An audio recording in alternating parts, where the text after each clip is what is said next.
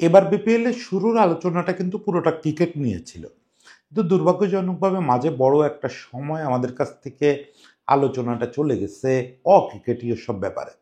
তো আজকে আবার একটু ক্রিকেট নিয়ে কথা বলি আমরা।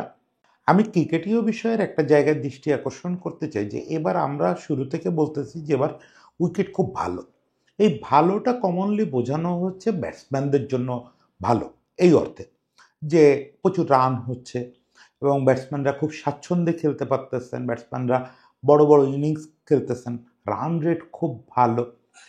একই সঙ্গে অনেকে ছোট বাউন্ডারিটাকেও খুব দৃষ্টি আকর্ষণ করতেছেন যে ছোট বাউন্ডারির কারণেও রান বেশি হচ্ছে। কিন্তু আমি যদি বলি যে এবারের উইকেট আসলে ভালো মানে এই না যে শুধু এখানে ব্যাটসম্যানরা ভালো করতেছেন। এবারের উইকেট এতটাই ভালো যে আমাদের পেসাররা সম্ভবত বিপিএল এর ইতিহাসে সবচেয়ে ভালোভাবে জ্বলে উঠছেন এবার বিপিএল এ।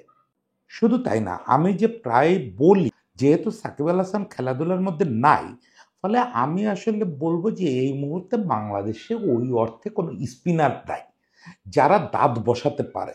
হ্যাঁ, রিশাদ মাহাদি এদের কথা মাথায় রেখেই বলতেছে, আমি এদেরকে হাইলি রেট করি, কিন্তু এরা এখনো দাঁত বসানোর মতো জায়গায় পৌঁছায় নাই।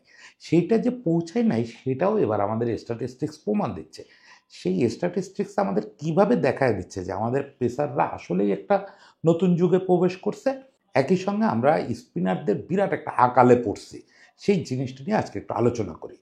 শুরুতেই স্ট্যাটিস্টিক্সের ব্যাপারটা একটু পরিষ্কার করি যে এবার বিপিএলে এই যে গতকাল পর্যন্ত যে খেলা শেষ হলো, এই খেলায় আপনি যদি টপ 11 জন উইকেট শিকারীর দিকে তাকান তাহলে দেখবেন যে এই তালিকায় মাত্র 2 জন স্পিনার আছে। তার মধ্যে একজন খুশদিল শাহ যে বিদেশি, আর একজন হচ্ছে আমাদের অ্যালিস ইসলাম। এছাড়া সব কজন পেসার, এবং খুব ইন্টারেস্টিংলি এই 11 জনের তালিকার 7 জনই বাংলাদেশি পেসার। 11 জনটা কেন বললাম সেটা একটু বলি যে কমপক্ষে 10 উইকেট নিয়েছে এরকম বোলার গতকাল পর্যন্ত ছিল বিপিএল এ 11 জন। এই জন্য 11 জন, 10 জন না বেঁচে 11 জন বাঁচলাম। তো 11 জনের দিকে তাকালে আপনি দুইটা খুব উল্লেখযোগ্য বিষয় দেখতে পাবেন। সম্ভবত এবারই বিপিএল এর এরকম একটা অবস্থায় এসে প্রথম আমরা দেখতে পাচ্ছি যে বিপিএল এর টপ 11-তে বাংলাদেশি স্পিনার মাত্র একজন, তাও অ্যালিস ইসলাম, যে অলরেডি কিনা সন্দেহজনক বোলিং অ্যাকশনের জন্য দায়ী হয়েছে এবং যে আসলে প্রথম সারির স্পিনার বলে এখনো আমরা মনে করি না। এছাড়াও ওই 11 জনের মধ্যে 7 জন বাংলাদেশি ফাস্ট বোলার। এইটা এর আগে যে কখনো ঘটে নাই। মানে বিপিএল এর এরকম একদম গ্রুপ পর্বের শেষ দিকে এসে আর মাত্র কয়েকটা ম্যাচ বাকি আছে তো গ্রুপ পর্বে, এরকম একটা সময় 7 জন পেসার ডমিনেট করতেছে স্ট্যাটিস্টিক্সের এই তালিকাটা, এটা এর আগে আমরা কখনো দেখি নাই। সেই না দেখা ঘটনাটা কেন ঘটলো? প্রথমত হচ্ছে একটু পেসারদের গুণগান করি যে উইকেট ভালো বলতে আমাদের একটা কমন ধারণা আছে। এই ধারণাটা একেবারে মানে যেরকম আমাদের চায়ের দোকানে আছে সেরকম আমাদের সোকল্ড পণ্ডিত মানুষদের মধ্যেও আছে। এই উইকেট ভালো মানে প্রচুর রান হইতে হবে এবং প্রচুর রান হলে সেটা ভালো উইকেট। অ্যাকচুয়ালি তা না। পৃথিবীর কোথাও ভালো উইকেট বলতে শুধু রান হওয়া বোঝানো হয় না। ভালো উইকেট মানে সেখানে ব্যাটসম্যানরা খুব ভালো রান করতে পারবে। যদি সে টেকনিক্যালি ভালো হয়, তার পাওয়ার ভালো হয়, যদি তার অ্যাপ্লিকেশন ভালো হয়, তাহলে ভালো উইকেটে সে রান পাবে এবং সেটা অনেক রান পাবে। ভালো উইকেটে যখন খেলা হবে, টি-20 খেলা হলে রেগুলার 200+ রান হতে থাকবে। মাঝে, মাঝে তো কমও হবে। কম হবে কেন? কারণ ওখানে পেসাররাও খুব ভালো করবে। কারণ ভালো উইকেট মানে কি? ভালো উইকেট মানে হচ্ছে ইভেন বাউন্স। মানে সেখানে বল একটা নেমে যাবে, একটা উঠে যাবে এরকম না। রেগুলার বাউন্স, এবং সেখানে আপনি যদি যথেষ্ট জোর দিয়ে বল করতে পারেন, খুব ভালো বাউন্স পাবেন। আবার বেশ পেস জেনারেট হবে। মানে এমন না যে আপনি ১৫০ এ বল করতেছেন ওটা পড়ে ১৩০ এ যাচ্ছে। তা হবে না। আপনি ১৫০ এ বল করলে ব্যাটসম্যান ওই ফিলটা পাবে। সে বুঝবে যে আমাকে ১৫০ এ বল করা হচ্ছে। মানে আপনি ভালো যা করবেন, এমনকি ভালো স্পিন করলেও আপনি এখানে রেজাল্ট পাবেন। কেন রেজাল্ট পাবেন? ওই যে বাউন্সের কথা বললাম। ইভেন বাউন্স থাকলে ওখানে লেগ স্পিনাররা তো খুব ভালো করবে। একটু বাউন্স বেশি থাকলে কোয়ালিটি লেগ স্পিনার ওখানে ফাটায় দেবে। ইভেন ফিঙ্গার স্পিনাররাও ওখানে দুর্দান্ত রেজাল্ট পাবে। কিন্তু আমরা দেখলাম যে আমাদের ব্যাটসম্যানরা যথেষ্ট রান পাচ্ছে এবং তারা অলমোস্ট বিপিএল একটা নতুন হিস্ট্রি করে ফেলছে। অলরেডি আপনারা বিভিন্ন মিডিয়ায় দেখতেছেন যে বিপিএল এর আগে কখনোই ইনিংস প্রতি এত রান হয় নাই, কখনোই ওভার প্রতি এত রান হয় নাই। শুরুতে সেটার একটা কারণ বলা হচ্ছিল যে ছোট বাউন্ডারি। চিটাং পর্ব থেকে কিন্তু আমাদের বাউন্ডারি ফুল সাইজে ফিরে আসছে, মানে একদম ইন্টারন্যাশনাল মাপে চলে আসছে। তারপরেও কিন্তু আমরা দেখতেছি প্রচুর রান হচ্ছে। তার মানে আমাদের ব্যাটসম্যানরা কোয়ালিটি উইকেট পেয়ে কোয়ালিটি ব্যাটিং করতেছে।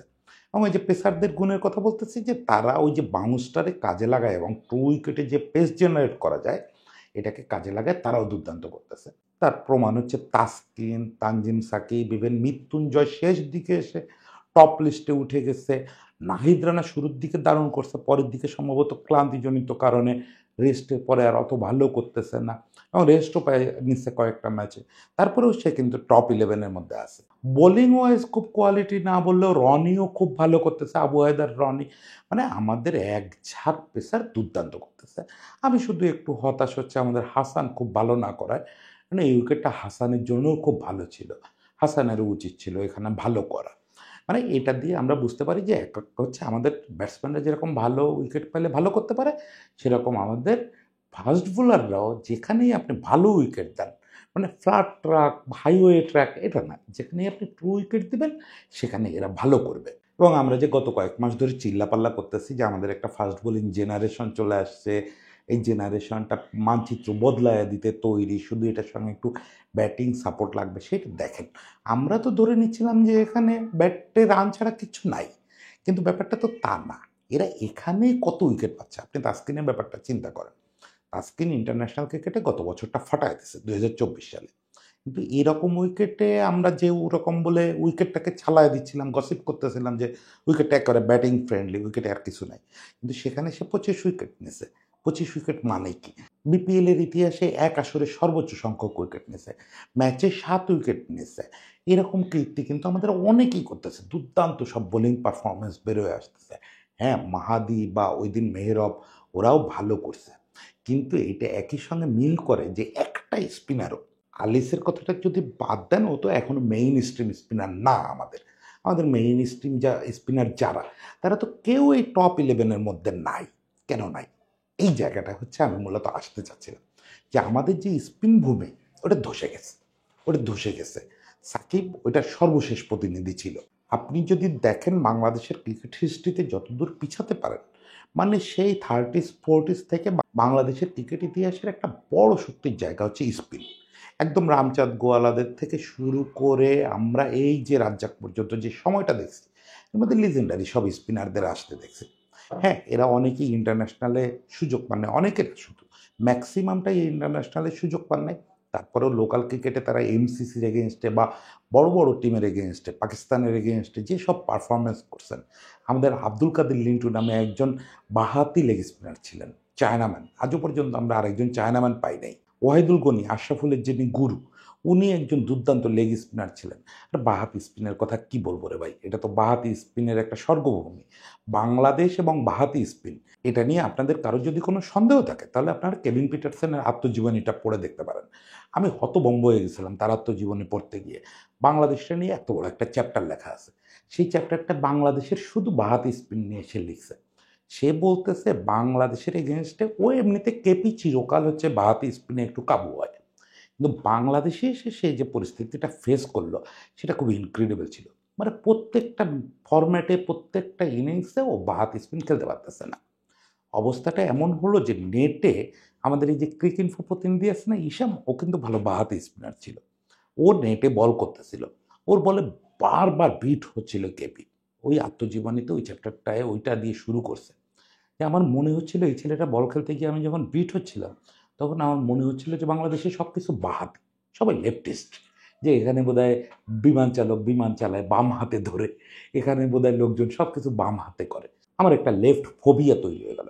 পরে জানেন ওখানে একটা ঐতিহাসিক ঘটনা ঘটছিল। কেপি তার এই বাঁহাতি স্পিনের আতঙ্ক এবং এখান থেকে কিভাবে উদ্ধার পাওয়া যায় এটা জানতে রাহুল দ্রাবিড়ের একটা মেইল করছিল।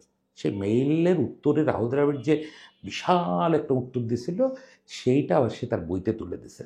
এবং কেপি মনে করে যে রাহুল দ্রাবিড় যে মেইলটা তারা করছিল উত্তরে, এটা আসলে ক্রিকেটারদের অবশ্য পাঠ্য হওয়া উচিত, প্রত্যেক ক্রিকেটারের এটা পড়া উচিত। তো যাই হোক, এটা যে জন্য বললাম যে অনেকের ধারণা বাংলাদেশের বাঁহাতি স্পিন নিয়ে আমরা একটু ওভার রেটেড কথা বলি। সাকিব, রাজ্জাক, রফিক ভাইদের যে স্পিনটা ছিল, কিন্তু রিয়েলি এটা ম্যাটার ছিল। এটা যে ম্যাটার ছিল সেটা আমরা ওয়েস্ট ইন্ডিজে দেখছি, ইংল্যান্ডে দেখছি, পৃথিবীর বিভিন্ন সারফেসে গিয়ে এরা দাপট দেখাইছে। এমনও সময় আসছে যে এই তিনজনের কারণে বা রফিক ভাই বিদায় নেওয়ার পরে ইলিয়াস সানি বা অন্য যেই, বিশেষ করে আমাদের বন্ধু রুবেল মারা গেল, মোশাররফ হোসেন রুবেল, মানে প্রায়ত একটা সবসময় থাকছে। রাজ আর সাকিব ছিল, সঙ্গে কেউ না কেউ থাকছে। 3 নাম্বার স্পিনারটা রফিক ভাই রিটায়ার করার পরে আমরা ওরকম পার্মানেন্ট করতে পারিনি, ওইখান থেকে কিন্তু আসলে ধসের শুরুটা হয়েছে। কিন্তু সাকিব রাজ্জাক ছিল, তারা এই তাণ্ডবটা চালায় গেছে। এমন হয়েছে যে বছরের অন্যতম সেরা বোলিং অ্যাটাক হিসেবে বাংলাদেশের স্পিন ট্রায়ও কৃতিত্ব পাইছে। এবং তখন বাংলাদেশে কার্যত আবার পেস বোলিং ছিল না, ওই আতক্ষণ পেসার হিসাবে মাশরাফি বা নাজমুল খেলতে নাম। আমরা তখন বারবার বলছি বাংলাদেশ এমনও হয়েছে 5টা লেফটি নিয়ে খেলতে নামছে, মানে সে 5টা লেফটির মধ্যে অলরাউন্ডার থাকায় আমরা 3টে জেনুইন লেফট আর্ম স্পিনার খেলাইতে পারছি। আমরা সেগুলোতে আপত্তি করছি যে পেসকে একটু প্যাটার্ন করেন, পেস বোলারদের আঁচতে দেন, করা হয় নাই। কিন্তু এটা করতে গিয়ে একটা বদ অভ্যাসে বাংলাদেশকে পেয়ে বসছিল। এখন কি হলো, একদিকে রাজ্জাক অবসরে চলে গেল, মানে অবসরে তো গেল না, ওরে জাতীয় দলে নেওয়া বন্ধ হয়ে গেল, পরেও অবসর নিয়ে নির্বাচক হয়ে গেল। সাকিব আস্তে আস্তে পুরায় আসতে থাকলো, মানে গোল্ডেন টাইমে সাকিব যে গত 3-4 বছর ছিল না, এটা তো আপনারাও বোঝেন। এই সময়টায় বাংলাদেশ যেটা করলো, বাংলাদেশের ম্যানেজমেন্ট এবং লোকাল কোচরা, তারা একটা ফেক স্পিন স্বর্গ তৈরি করলো। ফেক স্পিন স্বর্গই বলবো এটা আমি, যে ন্যাশনাল টিমের তখনও ঠিক 3টা স্পিনার খেলতেছে। ঘরোয়া লিগগুলোতে, বিশেষ করে ঢাকা প্রিমিয়ার লিগে প্রত্যেক টিমে 3টা করে স্পিনার খেলতেছে, পাওয়ার প্লেতে স্পিনাররা এসে বল করতেছে, মূলত লেফট আর্ম স্পিনাররা। এবং আমরা এটা দেখতেছি এবং ভাবতেছি যে আমাদের স্পিন ঠিক আছে, আমাদের স্পিন এখনও রাজ্জাক সাকিবদের যুগে আছে, রফিক ভাইদের যুগে আছে।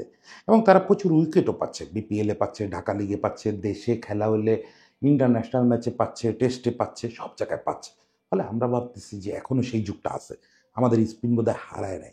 কিন্তু এই জিনিসটা সালাউদ্দিন ভাই অলমোস্ট 5-6 বছর বা তারও আগে একজন স্পিনারের নাম উল্লেখ করে সালাউদ্দিন ভাই আমাকে বলতেছিল, যেহেতু সালাউদ্দিন ভাই ন্যাশনাল টিমের কোচ হয়ে গেছে এই জন্য স্পিনারের নামটা বলতেছি না, যে দাদা বলেন তো ও ছাড়া বাংলাদেশে এই মুহূর্তে কোনো রিয়েল টার্নার আছে?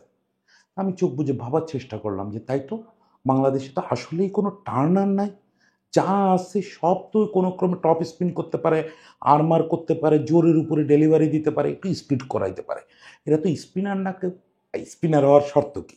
ওই দিন দেখলাম একটা ইউটিউব চ্যানেলে রাজ্জাকের একটা ভিডিও, কে দিছে মনে নাই, কিন্তু ওইখানে সে স্পিন টিপস দিতে গিয়ে প্রথমে বলতেছে স্পিনার হইতে গেলে তো আপনাকে বলটা ঘুরাইতে হবে, মানে স্পিন করতে হবে। সেই স্পিনটা কেউ করতে পারে না, মানে কারোর বল বিন্দুমাত্র টার্ন করে না। তাহলে এরা সাফল্য কিভাবে পাচ্ছিল? সাফল্য পাচ্ছিল হচ্ছে ওই নোংরা উইকেট নিয়ে। মাঝে কে কে যেন আমার এখানে কমেন্ট করছেন যে তারা কেন নোংরা উইকেট বলি এটা বুঝতে চান। তো নোংরা উইকেট বলি হচ্ছে সেই উইকেটটাকে, যে উইকেটটা কারোর জন্য কিছু থাকে না, মানে ব্যাটসম্যানরাও এখানে ভালো করতে পারবে না, বল যেহেতু আনইভেন হবে এবং বেশিরভাগ বল আপনার গোড়ালির কাছাকাছি উচ্চতায় থাকবে, ওখানে আপনি ব্যাটিং করতে পারবেন না, স্বাচ্ছন্দ্যে রান করতে পারবেন না। পেসারদের জন্য তো কিচ্ছু থাকবে না, স্পিনারদের জন্যও থাকবে না, মানে বল টার্ন করাইতে পারবেন না বা টার্ন করানোর দরকার হবে না। তাহলে ওইখানে ওরা সাফল্য পাইতো কীভাবে? কারণ নাম বলতেছি না, এই আমাদের এই যে মাঝের কয়েকটা বছর যে স্পিনাররা সাফল্য পাইল, বিপিএল, ঢাকা লিগ, ঘরের মাটিতে আমরা অস্ট্রেলিয়া এবং নিউজিল্যান্ডেও টি-20 সিরিজ হারাইলাম, কত 100 কত কত রানে অল আউট করে দিলাম, স্পিনাররাই তো ভরে ভরে উইকেট নিল। কীভাবে হলো? কারণ হচ্ছে ওই উইকেটগুলোতে আপনি যদি মোটামুটি জায়গা মতো বল ফেলতে পারেন, বলটা যদি স্লো হয়, মানে এরা তো স্পিনার না, এরা হচ্ছে স্লো বোলার, বলটা ফেলতে পারে একটা নির্দিষ্ট জায়গায় এবং সেটা ধীরে ফেলতে পারে, এটাই এদের একমাত্র কৃতিত্ব। বল টার্ন করাতে পারে না, ফ্লাইট দিতে পারে না, ফ্লিপার দিতে পারে না, কিচ্ছু করাতে পারে না, উল্টা ঘুরানো তো বহুত দূর কি বাদ। সেক্ষেত্রে হয় কি, তারা ওই যে আপনার ব্যাটসম্যান মিসজাজ করে ফেলে এবং বল অনেক নিচু হয়ে প্রায় গড়ায় উইকেটে চলে যায়, ফলে যারে তারে আউট করে ফেলে। এরা স্টিভেন স্মিথরেও একেবারে গলির ব্যাটসম্যান বানায় দেয় এবং প্রচুর উইকেট নেয়, 5 উইকেট 7 উইকেট, সিজন শেষে এদের নামের পাশে 123টা উইকেট থাকে এবং একটা ফেক ফিল দেয় আমাদের পুরা দেশ। এরা বুঝায় যে প্রচুর স্পিনার আছে, এদের কারো দোষ না। এই বাচ্চাগুলোই ছোটবেলা থেকে যদি প্রপার উইকেটে খেলতো, এরা হয়তো টার্ন করাইতে শিখতো। আজকে যে প্রপার উইকেটে খেলতেছে এখানে এত খারাপ করতো না, তো প্রপার উইকেট তো ওরা জীবনে পায় নাই। ওরা জ্ঞান হওয়ার পর থেকে দেখতেছে এই লো বাউন্সের মরা উইকেট, যে উইকেটে বল অলমোস্ট গড়ায় যায়, তাহলে আপনি টার্ন করানোর দরকারটা কি? আপনি যদি পড়াশোনা না করে বিসিএস পাস করতে পারেন, আপনি কি পড়বেন? আমি তো অন্তত পড়বো না। তো আমাদের গড়পড়তা মানুষের মাইন্ড সেট আপ তো ওরকম, যে যেখানে আমার পড়াশোনা লাগে না ওইখানে আমি পড়বো কেন? ফলে স্পিনাররা নষ্ট হয়ে গেছে, আমাদের একটা প্রজন্মের স্পিনার শেষ। সাকিব যাওয়ার পরে এখন আমরা দেখতে পাচ্ছি, আবারও বলি, রিশাদ এবং মাহাদির উপস্থিতির পরও আমি এটা বলতেছি, এখন যদি বাংলাদেশ জেনুইন স্পিনার থেকে থাকে সেটা একমাত্র রিশাদ। বাকি সব হচ্ছে একটা ধারণার উপরে চলতেছে। মাহাদি যে ধরনের স্পিন করে, মাহাদিকে আসলে স্পিনার ওইভাবে মানে ক্লাসিক স্পিনার দাবি করারও কিছু নেই। আমি নিশ্চিত সে নিজেও করে না। ওটাতে তার আমার মনে হয় না যে মান সম্মানে লাগবে তারে যদি আমি ক্লাসিক স্পিনার না বলি। বাকিরা কিছু না, বাকিরা স্পিনারই না। ফলে বাকিদের চ্যাপ্টার শেষ।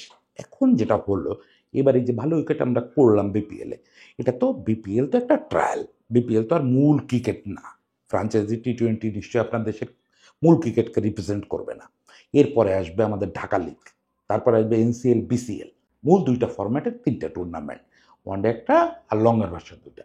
এখানে যদি আপনি ট্রু উইকেট করেন, এরকম উইকেট করেন যেখানে যেখানে ব্যাটসম্যানরা কোয়ালিটি থাকলে ভালো রান করবে, যেখানে কোয়ালিটি থাকলে পেসাররা প্রচুর উইকেট পাবে, যেখানে কোয়ালিটি থাকলে স্পিনাররাও প্রচুর উইকেট পাবে, তাহলে আপনি দেখবেন আগামী 3 সিজনের মধ্যে বাংলাদেশ থেকে জেনুইন স্পিনার আবার ফিরে আসা শুরু করছে। আমি ইতিমধ্যে আপনাকে 3-4টা নাম বলতে পারি, যারা এবার হয়তো বিপিএলে ভালো করে নাই, কিন্তু 3-4টা নাম বলতে পারি যারা জেনুইন টার্নার।